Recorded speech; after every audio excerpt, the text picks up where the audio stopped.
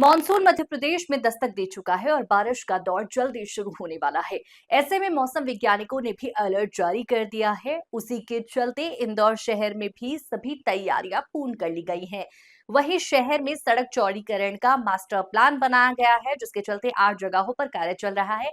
ऐसे में बारिश के चलते ये काम प्रभावित होगा या नहीं, उसको लेकर नगर निगम कमिश्नर ने कहा कि बारिश के दिनों में भी ये कार्य चलता रहेगा, क्योंकि पूरे समय बारिश नहीं रहती है। कुछ दिन ऐसे भी रहते हैं जो ड्राई डे रहते हैं।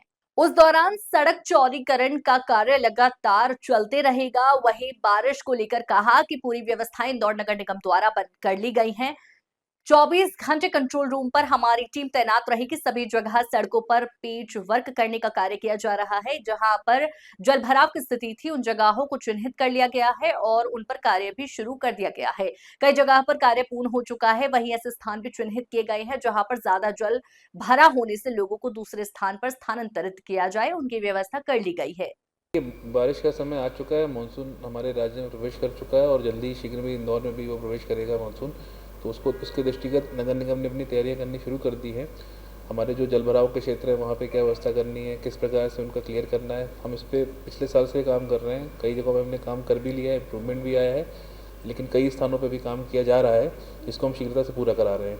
साथ ही साथ बारिश में जर्जर भवनों पे भी जो कार्रवाइयाँ होती हैं उनको चिन्हित करके उन पे हम लोगों ने नोटिस दे दिए हैं। सभी जगहों पर हम प्रयास कर रहे हैं कि वो जर्जर भवन का उपयोग बंद हो जाए, उनका रिमूवल नियमानुसार हो जाए। इस पे हम लोग काम कर रहे हैं। और ऐसे भी कुछ पॉइंट्स हैं जहाँ पे अत्यधिक जलभराव होने की वजह से पूर्व में ऐसी स्थिति निर्मित हुई है कि उनको वहाँ से हमको ट्रांसलोकेट करना पड़ा उन व्यक्तियों को। तो कहाँ पे उनको शिफ्ट किया जाना है, उन भवनों की भी मरम्मत वगैरह, वो सारी चीज़ें भी हमने तैयारी करनी शुरू कर दी है और हम बारिश के लिए पूरी तैयारी कर रहे हैं। देखिए, कंट्रोल रूम का नंबर पूरी तरह से पब्लिक रहता है और हमारा कंट्रोल रूम 24 घंटे काम करता है। हमारे जो सेंट्रल कंट्रोल रूम से ही बाकी अन्य, जैसे चूँकि जब बारिश होती है तेज़ हवा भी चलती है, पेड़ पौधे भी गिरते हैं, तो जैसा कि हमने अभी पिछले कुछ दिनों में देखा, तो हमारी टीम पूरी तरह एक्टिवेट रहती है।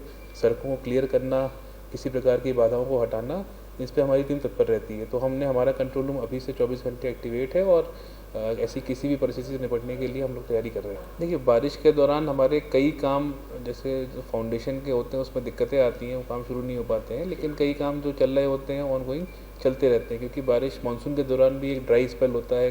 कई दिन ऐसे होते हैं जब बारिश नहीं होती है।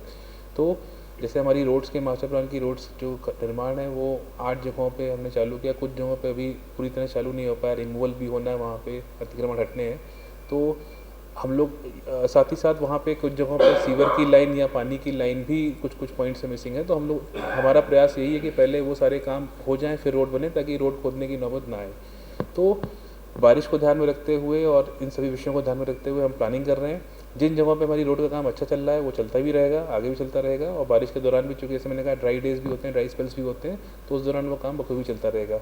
जहाँ पे काम प्रारंभ नहीं किया है तो वहाँ पे हम लोग स्ट्रेटेजी इस प्रकार बना रहे हैं कि लोगों को कम से कम असुविधा हो, हमारा काम भी चलता रहे, परंतु लोगों को असुविधा भी कम से कम हो। क्योंकि जब भी कोई निर्माण चलता है कुछ असुविधाएं तो बिल्कुल होती हैं। तो हमारा प्रयास रहता है कि कम से कम वो चीज़ें हों और हमारा निर्माण कार्य भी जो है वो भी प्रगति चलती रहे, क्योंकि मास्टर प्लान की रोड्स का बनना बेहद आवश्यक है हमारे शहर के लिए।